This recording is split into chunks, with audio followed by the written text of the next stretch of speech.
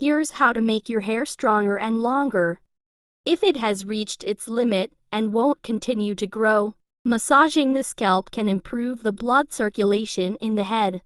Every week, massaging the hair with ineffective hot oil like coconut, olive or lavender oil will keep it healthy and prevent hair strands from falling off the brush or the floor.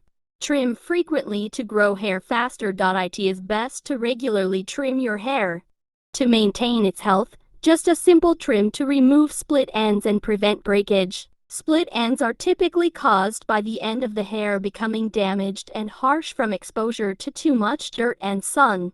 Regular hair trimming removes the split ends, allowing your hair to breathe and develop without resistance.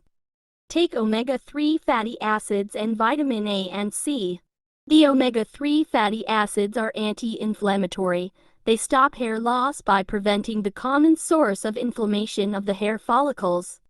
Additionally, omega-3 fats safeguard the body's cells and maintain the health of the scalp.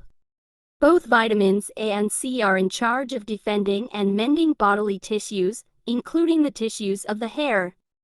Frequent use of conditioner than shampoo.